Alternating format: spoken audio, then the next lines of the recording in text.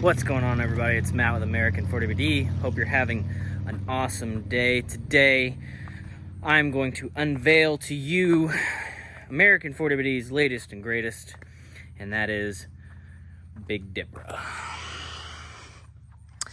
If you stay on top of our social medias, you'll Facebook, Instagram, all that fun stuff, you'll know what's been kind of going on. If you haven't, then you have no clue what's been going on. YouTube and all that fun stuff. But this is for the people who don't know what's going on and or the people who want a complete kind of walk around.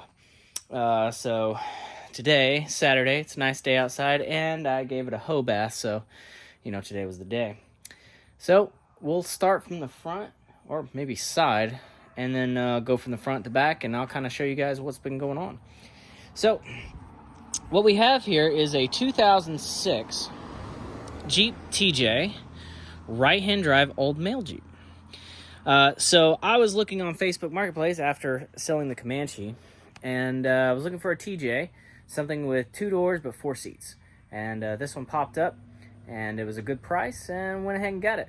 Nobody does a lot of right-hand drive stuff, so I thought that was kind of cool. And number 2, left-hand drives, there's not a whole lot out there, and they're pretty crap. So went ahead and snatched it up.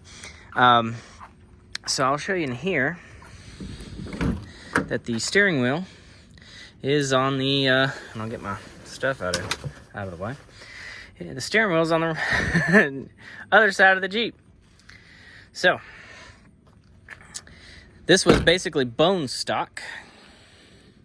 It had very little tires on it. It had some weird cutouts in the hood and had a few other little weird stuff about it, but more or less full doors, hard top, whole 9 yards. This was bone stock as you could get. So just like every build that I build, starts off with, well, let's just do 35s and Dana 44s, and then it just snowballed. And this is a hell of a snowball, but it definitely did. So, start off with the side. As you can see, obviously it's not the stock wheelbase anymore. It has been stretched, so the rear has been stretched almost 10 inches, and the front has been stretched 4 inches. So it has a total of about 107 inches of wheelbase. So it has, let's start from the front, work our way back. So it has a matching set from a 2008 Ford Super Duty, so that is a Dana 60, and then you have a Sterling 10.5 in the rear. It has 40-inch tall by 1350 on 17 Patagonia XTs, and these are Method 701s, I believe, 17 by 9. All right. In order to get the front stretch, we had to put the TNT front stretch kit on there, which is fun because they don't make it for a right-hand drive, so we had to flip everything, and that's why the logo there is a little bit backwards. Show you that in the light. There you go. Anywho's, went to PSC and got their right-hand drive 02 box because the Mercedes box, pile of crap. Got that on there. Made a custom pitman arm. The entire suspension and the steering is the Barnes do-it-yourselfers. So everything was cut to length, welded on bungs, Heim joint, all that fun stuff. Custom-made pitman arm, custom-made track bar, all that fun stuff. It has a Yukon front diff cover with 538 gears front and rear. Yukon diff cover on the rear as well, might as well say that. In the front, it has a Grip Pro carrier, and in the rear, it has a grip lock in the front, and then it has a factory LSD in the rear. It has just a universal PSC ram kit. This is a 6 3/4 inch stroke. Of course, the box from PSC is already drilled and tapped, ready to go. Factory shafts, front and rear, for now. And then the brakes are all factory Ford, new calipers, cut rotors, but new pads, but everything is all stock F250 there. All right, so front bumper is moto built. I believe this is our Crusher series with a Super Winch 10K. We have new hood that we had to do bodywork paint on and cut and trim it for the Highline fenders. And these are Moto-Built Highline fenders. Moto-Built hood louver. And then I'll show you in here. We have a Sprintex Supercharger kit. Everything else is pretty much bone stock. Get a good look at that. Anywho's. All right, what else? As far as the coilovers go, front and rear are 12-inch Big Shock 2.25 S-Series coilovers. And that is the Moto-Built inner fenders. I guess I'll go to the back now since I keep talking about it. That is the 12-inch travel coilovers, factory brakes, factory style brakes, and then the Sterling 10.5. Yukon diff cover 5/38 with the factory LSD. It has Big Shock 16-inch limit straps, front and rear. Show you guys that. Adams front and rear custom drive shafts, 1350 joints. It has the Moto-Built center section. And again, all of the links were made by us. The front is a 3-link. So this center section is a triangulated 4-link front and rear, but we cut off this side of the upper link and kept the other side, so that turned it into a 3-link made by us. At the top, it has bar and 4-wheel drive's Magnum joints, which are about 4 inches long, and they're 3/4-inch Heims. And then at the bottom, uses Metal Cloak's Enduro joint, Duraflex joint. Sorry. Energy suspension body mount bushing kit. We've retained all of our evap system and put that above the tub in the rear axle, so you can see all that. Rough Country front and rear stainless steel brake lines. It has a 231 transfer case with a Rough Country SYE kit. Oh. Of course, Moto-Built front highline, Moto-Built rear highline with inner tubs. And of course, there's stretch rockers. We found some half doors used on Facebook Marketplace. Did some body work on those, painted them. Casey Highlight pods on the front. And then this is the Best Top Trek Top NX, I want to say, is their fastback version. Out back is trail tails for tail lights, Moto-Built aluminum tailgate with drop down. Their integrated rear bumper. It has a 15-gallon fuel cell in the back. You can kind of see that.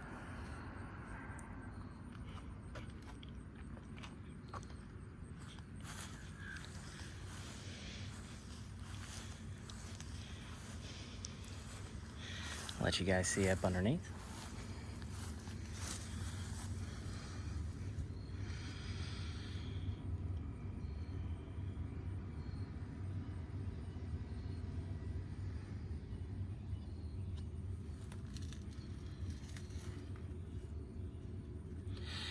MagnaFlow muffler.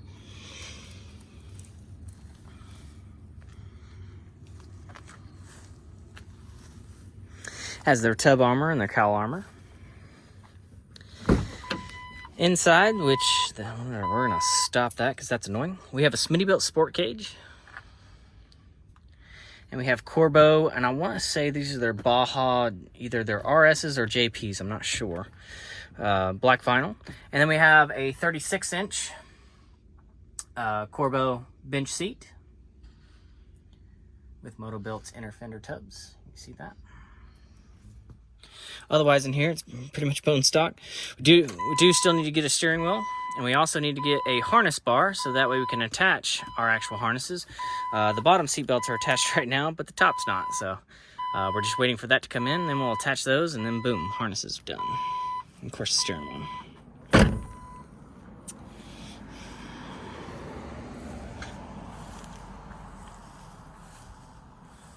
using the factory hubs right now, which we're waiting on some Yukon hubs. Sorry for the sun being blinding.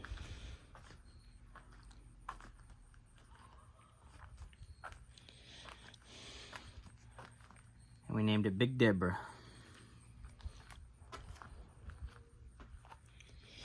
This thing is absolutely awesome. I've had it off-road, of course, very, very light off-roading twice so far. No issues there. Rides great down the street. It is definitely weird getting used to the right-hand drive, just driving down the road and off-roading. So I'm definitely going to have to relearn how to drive this thing. But it's really cool. This thing is awesome. It will do whatever you want, whatever you tell it to, no matter what. Made all the hard lines there. Barnes truss kit. It's shaved all down. Breather tubes.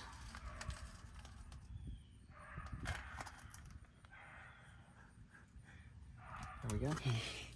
But anyways, guys, I want to show you Big Deborah. I want to introduce everybody to her.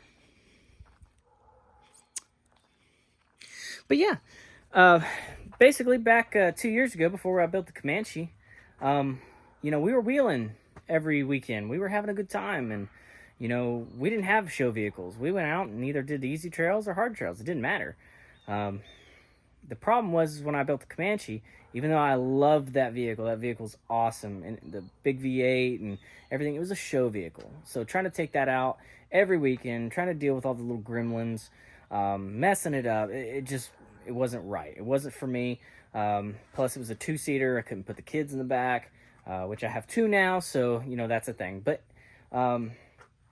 this is a vehicle that you can daily drive, which it is my daily driver, but you can also get a couple of cans of liquid encouragement or liquid peer pressure, whatever you want to call it, at any point in time, and go out there, have a good time, be reliable, do what you want it to do, and not care for dents and scratches and things like that, but at the same time get you back and forth off the trail. But this is pretty much our latest and greatest, and this was a complete snowball, just like every other vehicle build that we've ever done. It wasn't supposed to be this way, but this is what it is. But yeah, she's absolutely a monster. I'm so thankful to have this. Thank you guys so much for trusting us with your vehicles and allowing us to build things like this. This is absolutely awesome. I will say to everybody who is watching this, stay tuned. This year was pretty rough between my accident and having to build this guy. It took us 4 months to build it, technically, and that's including my accident where I couldn't actually touch it. So, again, it's not fully done. We need a steering wheel, we need a harness bar, hubs, and I'm also going to try to put a custom rear sway bar on this, because when you drive it down the road right now and you get in it, the whole thing leans pretty hard. But otherwise, she'll be ready to go. And pretty much, guys, next year, so 2025, stay on top of our Facebook, stay on top of our socials, because next year's ride schedule will be back to normal. We're going to go out there. We're going to start having fun again. We're going to start going wheeling and not just, not caring so much about, every little scratch and this and that. We're actually going to go back out there, have fun, camp with our friends, with Vince and Side Chick, with Mike and Brandy and Sean and everybody that comes out there normally with us. We're going to go back to the way it was. And this vehicle definitely, this build definitely does it for us. It's going to get you out there and get you going. But any sort of questions, comments, let me know. Like, subscribe, all that fun stuff. Guys, we will see you later.